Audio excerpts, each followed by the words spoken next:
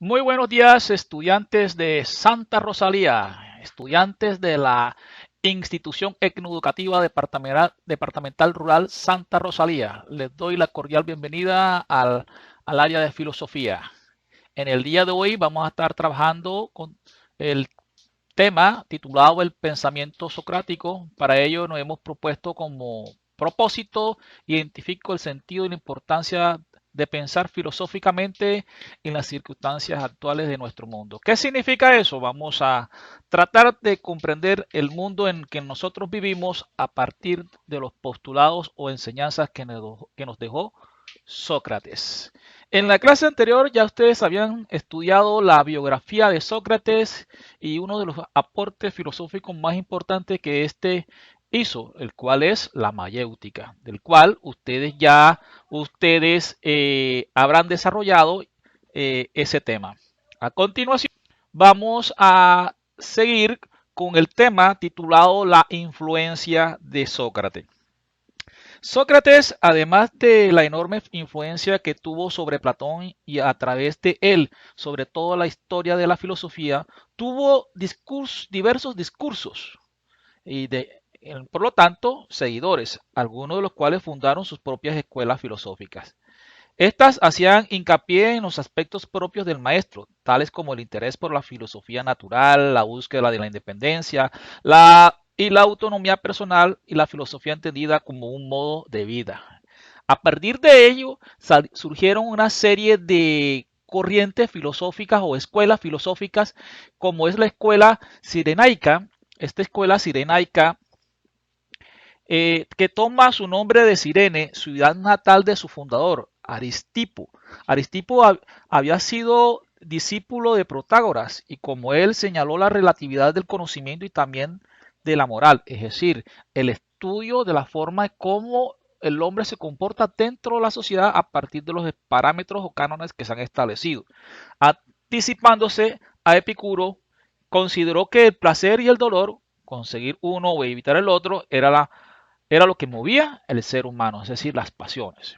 En ese orden de ideas también encontramos la escuela de Megárica, representada fundamentalmente por Euclides de Megara, quien en una visión parecida a la de Parménides identificó el bien con el número uno. A esta escuela pertenecieron igualmente Estilón de Megara, que negó las ideas platónicas y que basaba en un peculiar estado de ánimo la apatía y el bienestar humano.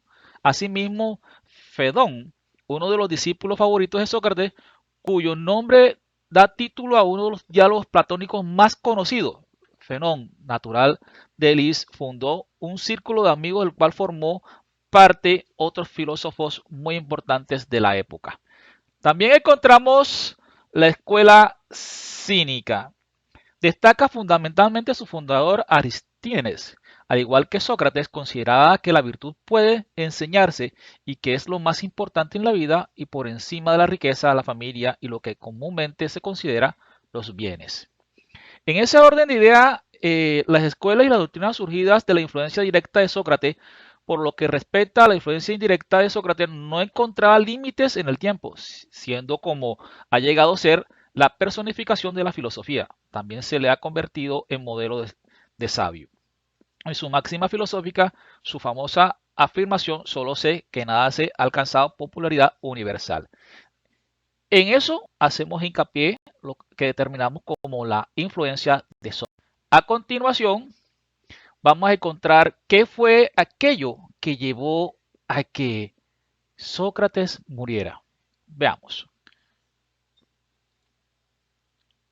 Encontramos que en Atenas, crispada por más de 20 años de guerra, se impone como un sistema de gobierno la democracia. Para nadie era un secreto que Sócrates, uno de los más reconocidos pensadores de aquellos tiempos, estaba en oposición a aquel sistema. Es decir, Sócrates no estaba de acuerdo con los principios democráticos. Esto hace, sobre, esto hace que sobre él caiga una grave acusación que posteriormente lo lleva a juicio y finalmente a su deceso, es decir, a su muerte. Se dijo que Sócrates es culpable de no rendir culto a los dioses. ¿Por qué Sócrates no le rendía culto a los dioses? Porque él se había alejado de ese pensamiento mítico que el dios del sol, que el dios del agua, que el dios de la lluvia, que el dios del suelo, y comenzó a dar explicaciones de los fenómenos naturales a partir del pensamiento racional. Por eso es que a Sócrates se le considera un enemigo del de la mitología o de los dioses griegos. También se le acusó a Sócrates de corromper jóvenes, no de dañarle el oído, sino de cuando se habla de corromper, es decir, jóvenes que venían con una forma de pensar, de concebir el mundo a partir de la existencia de unos dioses. Él cambia esa forma de ver el mundo de esos jóvenes, y a eso es lo que se le llamó corromper, es decir, la forma de cambiar. Entonces, la pena de semejantes acusaciones solo podría ser la muerte. Aunque Sócrates se declaró inocente, afirmó que la muerte era un digno final a una vida virtuosa como la suya. Asimismo, Sócrates va a morir bebiendo un veneno que se denomina la cicuta. Llegando el momento, se despidió de su familia y el más pequeño de sus hijos solo tenía unos meses de edad. De sus amigos y seguidores preparó su cuerpo para el funeral y bebió el contenido de una copa de cicuta, es decir, un veneno. Entonces, de esa forma Sócrates murió. ¿Por qué muere Sócrates? Porque es acusado por cambiar la forma de ver y entender en el mundo a la juventud, porque él en su escuela, en su forma de enseñar, enajenada del pago por la enseñanza, él eh, eh, cambió la forma de entender las cosas. Entonces, a continuación voy a explicar las tareas que ustedes van a desarrollar. La tarea sobre el tema, la influencia de Sócrates, donde dice la hora de escribir, dice en el siguiente cuadro expongo las características principales de cada escuela en la que Sócrates influyó directamente. Tenemos 3 escuelas, aquí colocamos las escuelas, donde dice escuelas, colocamos la escuela cirenaica, por ejemplo, cuáles fueron las características o los aportes de la escuela cirenaica y mi reflexión, qué pienso yo de ese aporte que hizo esa escuela. Luego encontramos en la actualidad qué importancia y desarrollo tiene la idea de las escuelas donde influyó Sócrates. Ok, tenemos ya aquí, ya yo he identificado cuáles fueron los aportes a través de las características de cada una de esas escuelas. Y luego yo hago acá, lo comparo con la actualidad, si eso que se hicieron hace más de 2000 años tiene aún vigencia, si todavía se puede observar dentro de la sociedad. La tercera pregunta, ¿cómo influyó Sócrates en el pensamiento occidental? Es decir, ¿qué es el pensamiento occidental? El pensamiento occidental somos nosotros. ¿Cómo ha influido eso en nosotros hoy en día? Siendo yo occidental, ¿qué significa siendo occidental? Que vive en América, que vive en ciertos países de Europa, eso se llama la parte occidental. Nosotros somos occidentales. Los chinos y los hindúes son orientales. Bueno, prosigo. ¿Cómo ha influido sobre mí lo estudiado hasta el momento el pensamiento socrático? Ok, entonces, que eso que ya hemos visto de la biografía, la mayéutica, las escuelas donde se influyó Sócrates, la muerte de Sócrates, cómo ese pensamiento de Sócrates ha influido en mí. Aparece una imagen en la lectura, después en la lectura de la influencia de Sócrates, relaciono la segunda imagen con la lectura y luego elaboro un pensamiento. ¿Qué es un pensamiento? Un pensamiento posicional. Es el que voy a explicar ahora. ¿Cómo hacer un pensamiento proposicional? Aquí tenemos un ejemplo. P1 dice, según, P1 significa proposición número 1.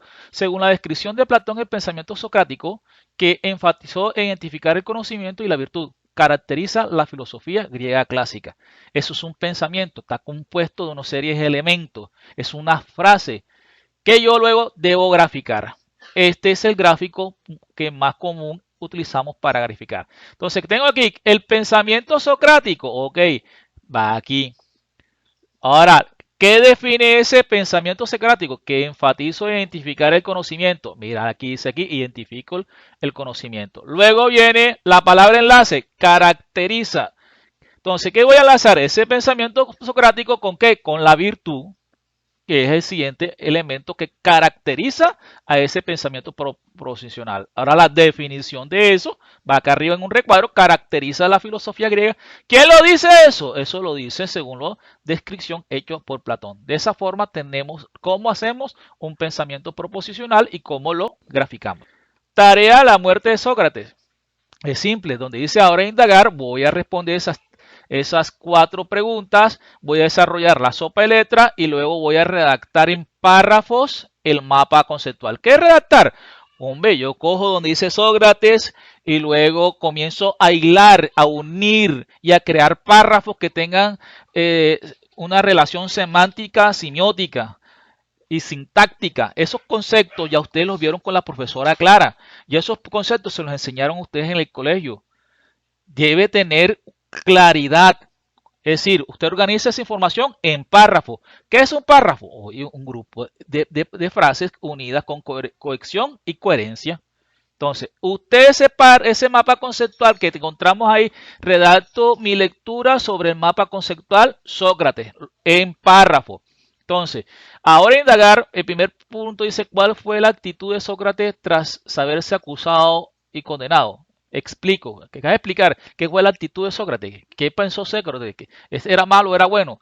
Si yo fuera Sócrates, ¿cuál sería la posición y la actitud que adoptaría frente a la acusación y posterior? ¿Será que Sócrates, tú como Sócrates, qué hubieses hecho? Es lo que te están preguntando. Tú como Sócrates, ¿qué hubieses hecho? Luego dice, relaciono la imagen con la lectura. Ahí tenemos unas imágenes donde en la lectura, la muerte de Sócrates, hay una imagen. Y luego elaboro un pensamiento. ¿Cuál es el pensamiento? El que acabo de explicar. Busco las palabras en la sopa de letras y luego busco su significado, sinónimo y antónimo, y asimismo a cada palabra realizo una oración donde aparezca dicha palabra. Listo. Entonces, si yo encuentro ahí la palabra mayéutica, entonces yo tengo que definir qué es mayéutica y luego tengo que buscarle sinónimo a la palabra mayéutica y luego antónimo a la palabra mayéutica. Y luego escribo una frase donde ponga en acción, es decir, donde yo utilizo esa palabra. La palabra mayéutica es un ejemplo, listo. Entonces, de esa forma vamos a desarrollar este ejercicio. Espero que le haya quedado bien claro. Se le recuerda que este ejercicio usted lo tiene que se coloca el lunes para entregarlo al siguiente lunes. Va a tener usted una semana completica. Si no, profe, que yo la hice el miércoles, que yo la hice el jueves, ¿se la puedo mandar? No, las tareas me las tiene que mandar el día lunes, porque ese día es que yo recibo las tareas de grado séptimo, porque si no se me acumulan muchas actividades de otros cursos, porque el día martes yo recibo tareas de octavo, el miércoles de noveno, con décimo, el jueves, y también recibo tareas del grado 11. Entonces se me van acumulando las tareas. Entonces, por eso le coloco de una semana para otra semana. Sí. Yo, profe, que no. Tembla tiene que entregar es el día que corresponde, el día lunes. Siendo así, los dejo, jóvenes, que el Señor le muestre su divino rostro, les conceda la paz y muchas gracias. Feliz día.